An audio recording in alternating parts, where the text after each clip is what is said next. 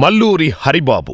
ఈయన 1999లో నరసింహనాయుడు చిత్రంలో నటుడిగా తెలుగు చిత్రసీమకు పరిచయమయ్యారు.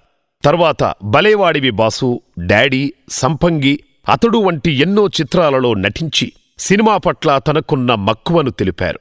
ఈ క్రమంలో టెలివిజన్ రంగంలో దర్శకుడిగా చేసి దర్శకత్వంలోని మెలకువలను తెలుసుకొని సినిమా నిర్మాణానికి కావలసిన 24 క్రాఫ్ట్స్లోనూ అపారమైన పట్టు సాధించి అనేక యాడ్ ఫిలిమ్స్ కూడా నిర్మిస్తున్న క్రమంలో శ్రీమతి భువనగిరి సత్య సింధూజా గారి ప్రోత్సాహంతో దర్శకుడు కావాలనుకున్న తన కలను ఈ సోడా గోలీ సోడా అనే చిత్రం ద్వారా నెరవేర్చుకోబోతున్నారు.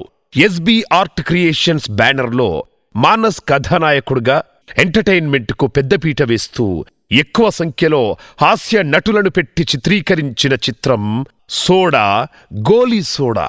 ఈ చిత్రాన్ని తప్పకుండా విజయం వరిస్తుందని ఆశిస్తూ మల్లూరి హరిబాబు గారికి మరియు చిత్ర బృందానికి we wish you all the best.